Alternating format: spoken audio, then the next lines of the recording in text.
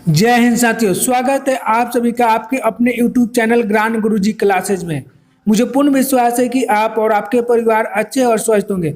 दोस्तों, आज के इस वीडियो में हम हिंदी साहित्य से संबंधित अति महत्वपूर्ण प्रश्नों पर चर्चा करेंगे। ये सभी प्रश्न सिलेक्टेड है और बार बार एग्जाम में पूछा भी जाता है। तो दोस्तों, अगर आप चैनल पर नए हैं तो चैनल को सब्सक्राइब कर बेल आइकन को प्रेस कर लें ताकि आने वाली नए वीडियो का नोटिफिकेशन आपके पास सबसे पहले पहुंचे। तो चलिए दोस्तों, देरी न करते हुए हम लोग प्रश्न की ओर चलते हैं और स्क्रीन पर पहला प्रश्न है, भारतेंदु ने सर्वप्रथम किस विधा में अपना लेखन कार्य आरंभ किया? भारतेंदु ने सर्वप्रथम किस विधा में अपना लेखन कार्य आरंभ किया? दोस्तों, अगर आपको किसी भी प्रश्न का उत्तर मालूम होगा तो कमेंट्स बॉक्स में जरूर लिखिएगा। तो दोस्तों, इसका सही उत्तर होगा सी, नाटक। भारतेंदु ने सर्वप्रथम अपना लेखन कार्य नाटक से आरंभ किया, है ना, याद रखेंगे। भारतेंदु ने सर्वप्रथम अपना लेखक कार्य किससे आरंभ किया? नाटक से आरंभ किया। अगला प्रश्न है, कल्ला और बूढ़ा चांद पंत जी की किस विधा की रचना है? आपको बताना है कल्ला और बूढ़ा चांद पंत जी की किस विधा की रचना है। दोस्तों, प्रत्येक प्रश्न के लिए आपको 5 सेकंड का मौका मिलेगा और 5 सेकंड के अंतर्गत ही आप लोग कमेंट्स बॉक्स में उत्तर लिखेंगे। तो दोस्तों, आपका सही उत्तर होगा बी, काव्य। कल्ला और बूढ़ा चांद क्या है? काव्य है, याद रखेंगे। दोस्तों, अगला प्रश्न है, श्रृंखला की कड़िया के लेखक है। आपको बताना है कि श्रृंखला की कड़िया किसकी लिखी हुई रचना है। दोस्तों, आपका सही उत्तर होगा बी, महादेवी वर्मा। सही उत्तर होगा बी, महादेवी वर्मा। श्रृंखला की कड़िया के लेखक कौन है? महादेवी वर्मा है।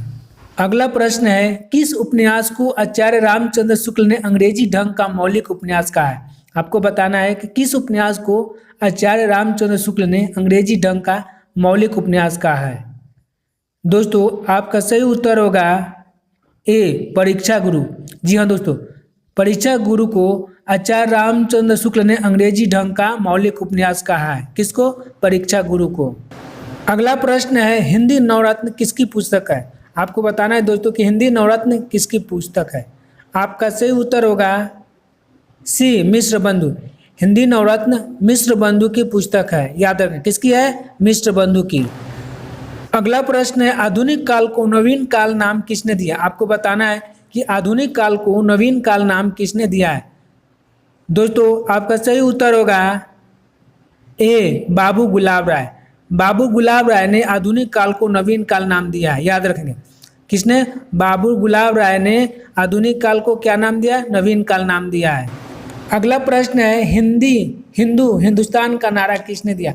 आपको बताना है कि हिंदुस्तान का नारा किसने दिया है। आपका सही उत्तर है ए, प्रताप नारायण मिश्र। दोस्तों, प्रताप नारायण मिश्र ने हिंदुस्तान का नारा दिया है। किसने? प्रताप नारायण मिश्र ने। अगला प्रश्न है, हिंदी भाषा का विकास के संपादक है। दोस्तों, आपको बताना है कि इनमें से कौन हिंदी भाषा का विकास के संपादक है। आपका सही उत्तर होगा सी, डॉक्टर धीरेन्द्र वर्मा। दोस्तों, डॉक्टर धीरेन्द्र वर्मा ने हिंदी भाषा का विकास का संपादक है। दोस्तों, अगला प्रश्न है, कामायनी को मानवता का रसात्मक महाकाव्य की संज्ञा दी है। आपको बताना है कि कामायनी को मानवता का रसात्मक काव्य किसने माना है। दोस्तों, आपका सही उत्तर होगा बी, आचार्य रामचंद्र शुक्ल। जी हाँ दोस्तों, आचार्य रामचंद्र शुक्ल ने कामायनी को मानवता का रसात्मक महाकाव्य माना है। दोस्तों, आपको बताना है कि कामायनी का लेखक कौन है। कामायनी का लेखक कौन है? बहुत ही अच्छा प्रश्न है। तो कामायनी का लेखक कौन है? जयशंकर प्रसाद है, याद रखें। कामायनी एक महाकाव्य है। अगला प्रश्न है, हिंदी साहित्य के आधुनिक काल के प्रवर्तक कौन है? आपको बताना है कि हिंदी साहित्य के आधुनिक काल के प्रवर्तक कौन है। दोस्तों, आपका सही उत्तर है ए, भारतेंदु हरिश्चंद्र। भारतेंदु हरिश्चंद्र हिंदी साहित्य के आधुनिक काल के प्रवर्तक है, याद रखेंगे। कौन? बहुत ही अच्छा प्रश्न है और बार बार एग्जाम में पूछा जाता है, तो इसको आप लोग याद रखेंगे दोस्तों। अगला प्रश्न है, कुल कितने तार सप्तक प्रकाशित हुए? आपको बताना है कि कुल कितने तार सप्तक प्रकाशित हुए हैं। दोस्तों, आपका सही उत्तर होगा सी, 4। कुल 4 तार सप्तक प्रकाशित हुए हैं। दोस्तों, अगला प्रश्न है, साकेत का 9वां सर्ग किसे समर्पित है? आपको बताना है कि साकेत का 9वां सर्ग किसे समर्पित है। दोस्तों, आपका सही उत्तर होगा बी, उर्मिला। साकेत का 9वां सर्ग उर्मिला को समर्पित है। किसको समर्पित है? उर्मिला को समर्पित है। दोस्तों, साकेत का प्रकाशन वर्ष क्या है? 1931 ईस्वी। याद रखेंगे, यह भी परीक्षा में पूछा जाता है कि साकेत का प्रकाशन वर्ष क्या है? 1931 ईस्वी में। और साकेत के लेखक कौन है? तो आपको याद रखना है गुप्त। याद रखें कौन है? गुप्त जी है, मैथिली शरण गुप्त, जिन्हें प्रथम राष्ट्रीय कवि कहा जाता है। मैथिली शरण गुप्त है जिनको प्रथम राष्ट्रीय कवि कहा जाता है, यह भी याद रखेंगे। दोस्तों अगला प्रश्न है, पश्चिमी हिंदी भाषा के अंतर्गत कितनी बोलियां आती है? आपको बताना कि पश्चिमी हिंदी भाषा के अंतर्गत कितनी बोलियां आती हैं। इसका उत्तर आप लोग कमेंट्स वक्त में जरूर लिखेगा। तो इसका सही उत्तर क्या होगा दोस्तों? बी 5। पश्चिमी हिंदी भाषा के अंतर्गत 5 बोलियां आती हैं। और कौन कौन सी है उसको भी आप लोग अपनी नोटबुक में नोट कर लेंगे। खड़ी बोली, ब्रजभाषा, हरियाणी, बुंदेली, कनौजी। कौन कौन सी आती है? खड़ी बोली, ब्रजभाषा, हरियाणी, बांगुर जिसको कहते हैं, बुंदेली, कनौजी। ये 5 बोलियां हैं जो पश्चिमी हिंदी के अंतर्गत आती हैं, याद रखेंगे दोस्तों। अगला प्रश्न है, चंदायन किसकी रचना है? दोस्तों आपको बताना है कि चंदायन किसकी रचना है। आपका सही उत्तर है सी, मुल्ला दाऊद। चंदायन मुल्ला दाऊद की रचना है, याद रखेंगे। चंदायन किसकी रचना? दाऊद की रचना है और यह प्रथम सूफी कवि है, याद रखें। मुल्ला दाऊद प्रथम सूफी कवि है। दोस्तों अगला प्रश्न है, पश्चिमी हिंदी का विकास किस अपभ्रंश से माना जाता है? बहुत ही अच्छा प्रश्न है दोस्तों, बार बार एग्जाम में पूछा जाता है कि पश्चिमी हिंदी का विकास किस अपभ्रंश से हुआ है। अपभ्रंश होगा दोस्तों, यहाँ पर उपभ्रंश नहीं होगा, अपभ्रंश होगा, मिसप्रिंट है। तो दोस्तों आपका सही उत्तर होगा बी, सौरसेनी अपभ्रंश। पश्चिमी हिंदी का विकास सौरसेनी अपभ्रंश से हुआ है, याद रखें। पश्चिमी हिंदी का विकास सौरसेनी अपभ्रंश से हुआ है। अगला प्रश्न है, हिंदी साहित्य की भूमिका के लेखक है। आपको बताना है कि इनमें से कौन हिंदी साहित्य की भूमिका के लेखक है। दोस्तों आपका सही उत्तर होगा ए, हजारी प्रसाद द्विवेदी। कौन होंगे? हजारी प्रसाद द्विवेदी। दोस्तों यहाँ पर द्विवेदी होगा, द्विवेदी छूट गया है इसलिए याद रखेंगे। हजारी प्रसाद द्विवेदी हिंदी साहित्य की भूमिका के लेखक कौन है? हजारी प्रसाद द्विवेदी है, इसलिए आपका ऑप्शन ए सही है। अगला प्रश्न है दोस्तों, और बहुत ही अच्छा प्रश्न है, यह प्रश्न बार बार एग्जाम में पूछा जाता है। तो दोस्तों आदिकाल को वीर काल की संज्ञा देने वाले आलोचक है। आपको बताना है कि आदिकाल को वीर काल नाम किसने दिया है? किस आलोचक ने आदिकाल को वीर काल नाम दिया है? दोस्तों आपका सही उत्तर है ए, विश्वनाथ प्रसाद मिश्र। जी हाँ दोस्तों, विश्वनाथ प्रसाद मिश्र ने आदिकाल को वीर काल नाम दिया है, याद रखेंगे। अगला प्रश्न है, निम्न में से हिंदी की प्रथम रचना कौन सी मानी जाती है? आपको बताना है कि निम्न में से हिंदी की प्रथम रचना कौन सी है। दोस्तों आपका सही उत्तर होगा डी, दोहा कोश। दोहा कोश हिंदी की प्रथम रचना मानी जाती है। दोस्तों इसका लेखक कौन है? आप लोग याद रखें, इसका लेखक कौन है? सरहप्पा, याद रखें। दोहा कोश के लेखक कौन है? सरहप्पा है। अगला प्रश्न है, वर्ण रत्नाकर के रचयिता कौन है? आपको बताना है कि इनमें से कौन वर्ण रत्नाकर के रचयिता है। दोस्तों आपका सही उत्तर होगा डी, ज्योतिश्वर ठाकुर। ज्योतिश्वर ठाकुर वर्ण रत्नाकर के रचयिता है, याद रखें। ज्योतिश्वर ठाकुर वर्ण रत्नाकर के रचयिता है।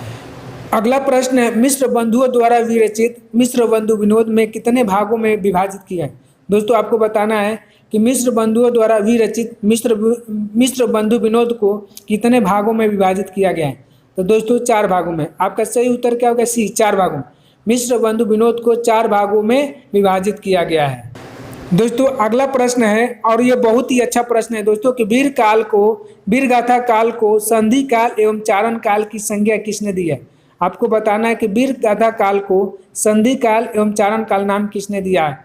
दोस्तों आपका सही उत्तर होगा ए, डॉक्टर राम कुमार वर्मा। जी हाँ दोस्तों, राम कुमार वर्मा ने वीर गाथा काल को संधि काल एवं चारण काल कहा है। किसने? राम कुमार वर्मा ने संधि काल और चारण काल कहा है। अगला प्रश्न है, काल विभाजन का सर्वप्रथम प्रयास किसने किया? आपको बताना है कि काल विभाजन का सर्वप्रथम प्रयास किसने किया? दोस्तों आपका सही उत्तर होगा ए, जॉर्ज ग्रियर्सन। जॉर्ज ग्रियर्सन ने सर्वप्रथम काल विभाजन का प्रयास किया, याद रखने। किसने किया है? जॉर्ज ग्रियर्सन ने सर्वप्रथम हिंदी साहित्य का काल विभाजन का प्रयास किया है। अगला प्रश्न है, विद्यापतिकृत पदावली की भाषा क्या है? दोस्तों आपको बताना है कि विद्यापतिकृत पदावली की भाषा क्या है। दोस्तों आपका सही उत्तर होगा डी, मैथिली। विद्यापतिकृत पदावली की भाषा क्या है? मैथिली है, इसीलिए इन्हें मैथिल कोकिल कहा जाता है। विद्यापति को मैथिल कोकिल क्यों कहा जाता है? क्योंकि इनकी भाषा मैथिली है, इसी कारण से इनको मैथिल कोकिल कहा जाता है। और पदावली की भाषा क्या है? मैथिली है, याद रखेंगे। दोस्तों अगला प्रश्न, अपभ्रंश में राम के चरित्र के आधार पर लिखित प्रबंध काव्य है। आपको बताना है कि अपभ्रंश में राम के चरित्र के आधार पर लिखित प्रबंध काव्य है। दोस्तों आपका सही उत्तर क्या होगा? ए, पौम चरियु। पौम चरियु राम के चरित्र पर आधारित प्रबंध काव्य है, याद रखेंगे। और इसके लेखक कौन है? स्वयंभू। पौम चरियु के लेखक कौन है? स्वयंभू है, याद रखेंगे। दोस्तों अगला प्रश्न है और बहुत ही अच्छा प्रश्न है, इनमें से कौन कवि सगुन भक्ति के विरोधी थे? आपको बताना है कि इनमें से कौन ऐसे कवि हैं जो सगुन भक्ति के विरोधी थे। दोस्तों आपका सही उत्तर होगा बी, कबीरदास। कबीरदास सगुन भक्ति के विरोधी थे। तुलसीदास, सूरदास, मीरा ये सगुन भक्ति के विरोधी नहीं थे, लेकिन कबीरदास सगुन भक्ति के विरोधी थे। अगला प्रश्न है, कबीर को भाषा डिक्टेटर कहने वाले आलोचक का नाम है। दोस्तों आपको बताना है कि कबीर को भाषा का डिक्टेटर किसने कहा है। आपको बताना है कि कबीर को भाषा का डिक्टेटर किसने कहा है। दोस्तों आपका सही उत्तर है सी, आचार्य हजारी प्रसाद द्विवेदी। आचार्य हजारी प्रसाद द्विवेदी ने कबीर को भाषा का डिक्टेटर कहा है। दोस्तों यहाँ पर एक और प्रश्न पूछा जाता है कि कबीर की साहित्यिक भाषा क्या है, आप लोग बताएंगे, कमेंट्स बॉक्स में बताएंगे कि कबीर की साहित्यिक भाषा क्या है। दोस्तों कबीर की साहित्यिक भाषा खिचड़ी भाषा है, याद रखेंगे, खिचड़ी भाषा, जिसको हम लोग सदुकरी कहते हैं। अगला प्रश्न है, इनमें से कौन पुष्टि मार्ग के प्रवर्तक है। आपको बताना है कि इनमें से कौन पुष्टि मार्ग के प्रवर्तक है। दोस्तों आपका सही उत्तर होगा डी, वल्लभाचार्य। वल्लभाचार्य पुष्टि मार्ग के प्रवर्तक है, याद रखेंगे, वल्लभाचार्य पुष्टि मार्ग के प्रवर्तक है। अगला प्रश्न है, इनमें से कौन तुलसीदास के गुरु थे। आपको बताना है कि इनमें से कौन तुलसीदास के गुरु थे। दोस्तों आपका सही उत्तर होगा सी, नरहरि दास। तुलसीदास के गुरु कौन थे? नरहरि दास, याद रखेंगे। और कबीरदास के गुरु कौन थे? रामानंद, याद रखें। कबीरदास के गुरु कौन थे? रामानंद थे। और तुलसीदास के गुरु कौन थे? नरहरि दास। दोस्तों अगला प्रश्न है, कवि भूषण की उपाधि किस रीतिकालीन कवि को मिली थी। आपको बताना है कि कवि भूषण की उपाधि किस रीतिकालीन कवि को मिली थी। दोस्तों आपका सही उत्तर होगा डी, भूषण। जी हाँ दोस्तों, भूषण को कवि भूषण की उपाधि मिली थी, याद रखें। रीतिकालीन कवि भूषण को कवि भूषण की उपाधि मिली थी। अगला प्रश्न है, निम्न में से कौन रीतिमुक्त कवि है। आपको बताना है कि इनमें से कौन रीतिमुक्त कवि है। दोस्तों आपका सही उत्तर होगा बी, आलम। आलम रीतिमुक्त कवि है, याद रखेंगे। आलम कौन कवि है? रीतिमुक्त कवि है। दोस्तों अगला प्रश्न है, रीतिकाल के अधिकांश कवियों की भाषा कौन सी थी। आपको बताना है कि रीतिकाल के अधिकांश कवियों की भाषा कौन सी थी। तो दोस्तों आपका सही उत्तर होगा बी, ब्रज भाषा। रीतिकालीन कवियों की अधिकांश भाषा कौन भाषा थी? ब्रज भाषा, याद रखेंगे। अगला प्रश्न है, रीति काव्य की भूमिका नामक पुस्तक लिखने वाले विद्वान है। आपको बताना है कि इनमें से कौन विद्वान जो है वह रीति काव्य की भूमिका नामक पुस्तक लिखे हैं। तो दोस्तों आपका सही उत्तर होगा सी, डॉक्टर नगेंद्र। जी हाँ दोस्तों, डॉक्टर नगेंद्र ने रीति काव्य की भूमिका नामक पुस्तक की रचना की है। अगला प्रश्न है, घनानंद किस धारा के कवि है। आपको बताना है कि घनानंद किस धारा के कवि है। दोस्तों आपका सही उत्तर होगा रीतिमुक्त धारा। घनानंद रीतिमुक्त काव्य धारा के कवि हैं। अगला प्रश्न है, रीतिकालीन राम काव्य के कवि माने जाते हैं। आपको बताना है कि रीतिकालीन राम काव्य के कवि इनमें से कौन है। आपको क्या बताना है कि रीतिकालीन राम काव्य के कवि इनमें से कौन है। तो दोस्तों आपका सही उत्तर होगा बी, देव। देव रीतिकालीन राम काव्य के कवि माने जाते हैं, याद रखेंगे। अगला प्रश्न है, आचार्य रामचंद्र शुक्ल ने किस कवि से रीतिकाल का आरंभ माना है। दोस्तों यहाँ पर में नहीं होगा, ने होगा। आचार्य रामचंद्र शुक्ल ने किस कवि से रीतिकाल का आरंभ माना है। तो दोस्तों आपका सही उत्तर होगा बी, चिंतामणि। चिंतामणि से आचार्य रामचंद्र शुक्ल ने रीतिकाल का आरंभ माना है ना। और इन्होंने रीतिकाल के प्रवर्तक चिंतामणि को ही माना है, याद रखेंगे।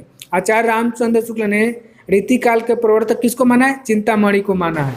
अगला प्रश्न है, रीतिकाल को अलंकृत काल किसने कहा है। आपको बताना है कि रीतिकाल को अलंकृत काल, कल नहीं होगा दोस्तों, काल किसने कहा है। तो दोस्तों आपका सही उत्तर होगा ए, मिश्र बंधु। मिश्र बंधु ने रीतिकाल को अलंकृत काल माना है, याद रखें। रीतिकाल को अलंकृत काल मिश्र बंधु ने माना है। अगला प्रश्न है, रीतिकाल को कला काल किसने कहा है। आपको बताना है कि रीतिकाल को कला काल किसने कहा है। दोस्तों आपका सही उत्तर है डॉक्टर रमाशंकर शुक्ल प्रसाद। डॉक्टर रमाशंकर शुक्ल रसाल ने रीतिकाल को कला काल कहा, याद रखें। डॉक्टर रमाशंकर शुक्ल रसाल ने रीतिकाल को क्या कहा है? कला काल कहा है। अगला प्रश्न है, हिंदी साहित्य का पहला इतिहास किस भाषा में लिखा गया? आपको बताना है कि हिंदी साहित्य का पहला इतिहास किस भाषा में लिखा गया। दोस्तों आपका सही उत्तर होगा बी, फ्रेंच। फ्रेंच भाषा में हिंदी साहित्य का इतिहास लिखा गया। किसने लिखा है? Garcin de Tassy. हाँ, हिंदी साहित्य का पहला इतिहास किसने लिखा है? Garcin de Tassy. किताब का नाम क्या? Histoire de literature and Hindustani. Histoire de literature and Hindustani. अगला प्रश्न है, झूठा सच किसका उपन्यास है? दोस्तों आपको बताना कि झूठा सच किसका उपन्यास है। तो आपका सही उत्तर होगा ए, यशपाल। झूठा सच यशपाल का उपन्यास है, याद रखें। झूठा सच किसका उपन्यास है? यशपाल का उपन्यास है। अगला प्रश्न है, निर्मला उपन्यास के उपन्यासकार है। दोस्तों आपको बताना है कि इनमें से कौन निर्मला उपन्यास के उपन्यासकार है। दोस्तों आपका सही उत्तर होगा सी, प्रेमचंद। प्रेमचंद निर्मला उपन्यास के उपन्यासकार है। दोस्तों इसी तरह के महत्वपूर्ण वीडियो के लिए इस चैनल को जरूर सब्सक्राइब करें। अगर वीडियो अच्छी लगी तो वीडियो को लाइक कर अपने दोस्तों को अधिक से अधिक शेयर कीजिए। तब तक के जय हिंद, जय भारत।